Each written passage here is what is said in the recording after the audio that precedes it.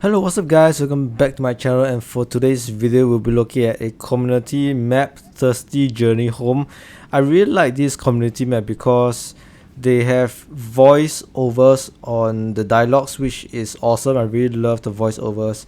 A lot of community maps that I see only have the screenplay of the dialogues but not really the voiceover, but this has a very great voiceover, and this Thirsty Journey Home also brings about some unique characteristics of a campaign map like Mo, because you are bringing this tiny little light blade called Bran to the other side of the world. Each time he drinks these like ale or water, he kind of levels up, gains new skills, more HP, more health. So very interesting to play with this new character. And I also found that this map wouldn't be too difficult for many beginners on expert difficulty. So this is how I do it in expert difficulty. This is my deck. I decided to opt for a Twilight deck because I almost never play any Twilight deck, and I thought I should give Twilight some love. So this is my gameplay. At the end of the video, I will give my ratings on what I think of the map based on the 3 criteria that I usually do for the rest of the community maps, but for this I would give my map reviews at the end of my run instead. Yeah, so I really love the dialogue, the story behind this very simple campaign community map. And the good thing about playing this community map now is that you're able to gain Battleforge points and the normal amount of gold for you to upgrade your cards. So more worth it to use or to play some community maps.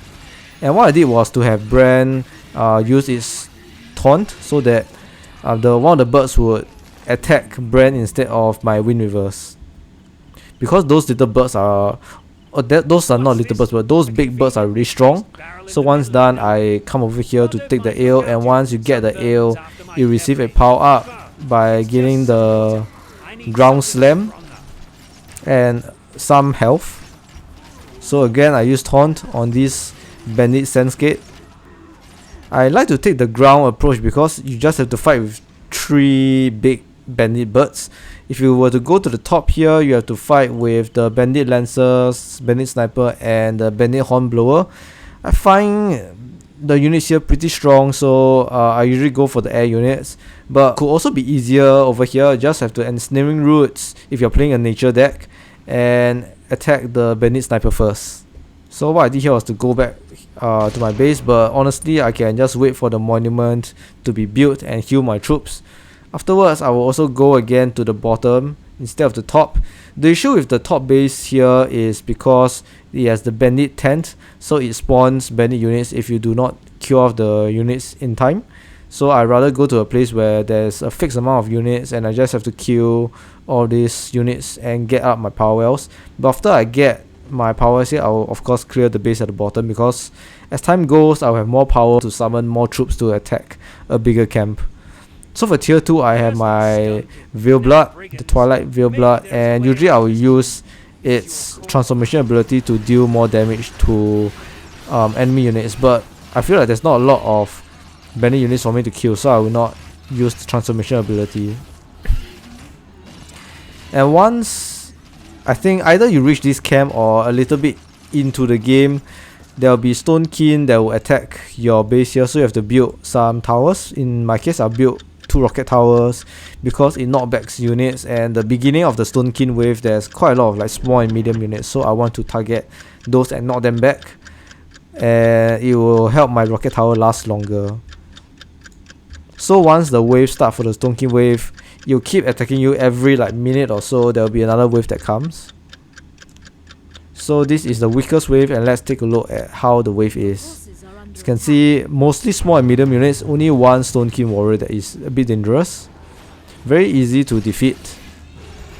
Even for these 2 birds, very easy to take down. Not an issue. You need a little bit of backup because the Stonekin warrior can be quite strong in taking down the rocket tower. The issue with rocket tower is that even though it can knock back small and medium units, its damage output isn't very strong at all. So I have to quickly get my tier 3. As you can see, I've used transformation on my Veil Blood, so the attack and the damage of these like infused liquids is very strong. Totally recommend you guys to always transform Veil Blood to Veil Blood or Veil Blood to another unit, another Twilight unit, so that you can make full use of its ability. Twilight has really been buffed really well. I think more players even play Twilight now, and I don't think they are as weak as other factions, but previously they are kind of weak. And once I got my third op up, I will be building the Twilight Bombard. As you can see, I got my Veil Blood, but honestly it's a bad choice because the Stonekin Warrior has a L counter.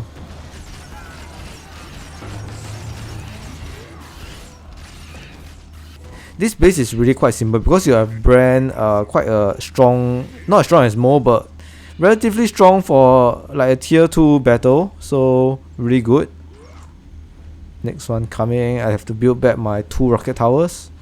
What you can also do is to ensnaring root so that you block off all the melee units and your tower has time to deal damage to the units like this, but a little bit too late. The Stonekin Warrior can attack the rocket tower. So that's what I have to do here is to send my Veil Blood down and use transformation.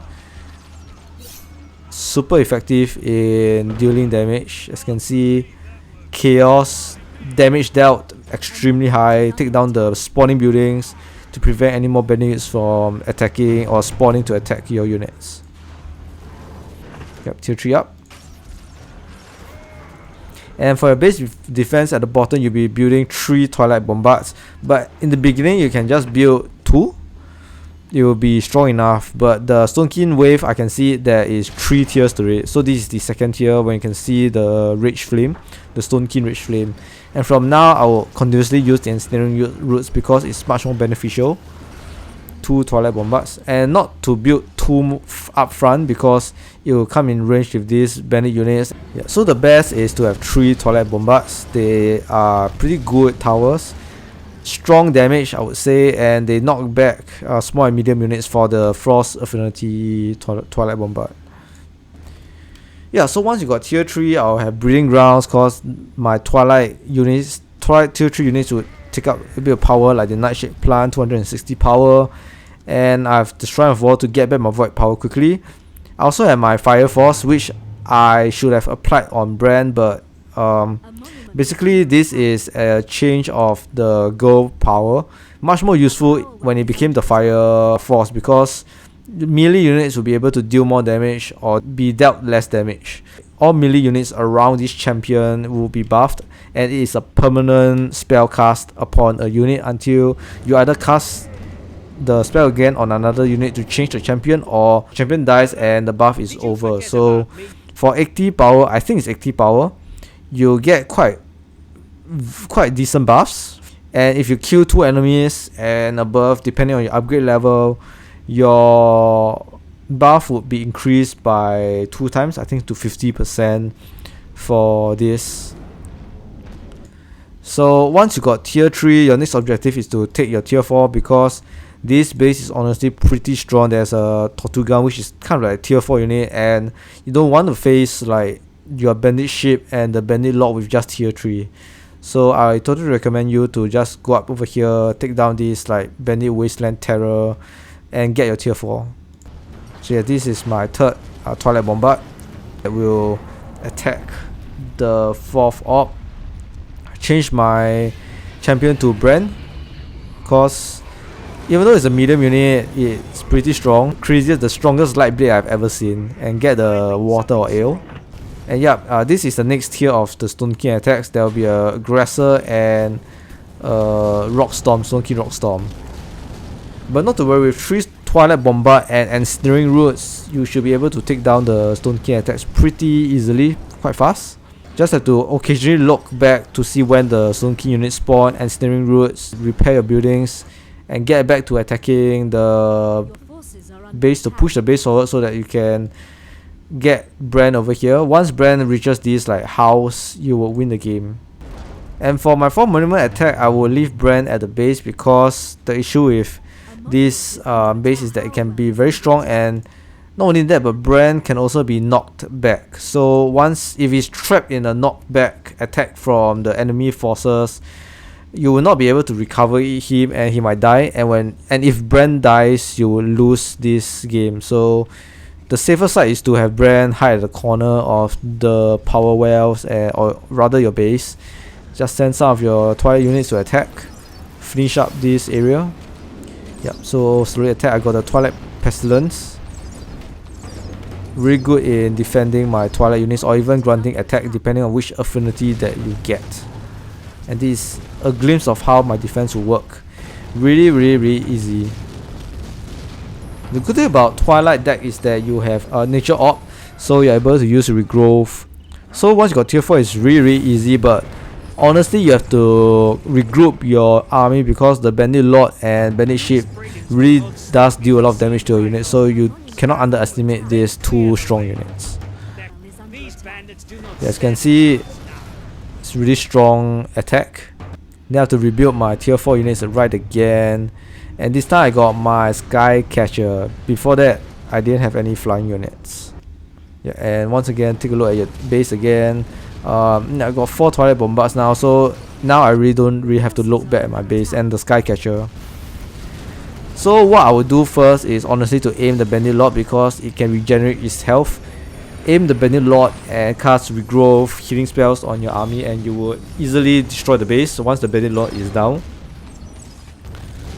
So yeah, just take down enemy units, and once the base is almost defeated, destroyed, just bring Brand over. You don't want to waste your time having him walk over slowly because it's an M-size unit. This is how you win this map on expert difficulty, and I hope you guys enjoy this video. And last but not least, I'll be giving my reviews on Thirsty Journey Home. As the same as usual, I'll be rating every Skylords Reborn community map based on 3 criteria.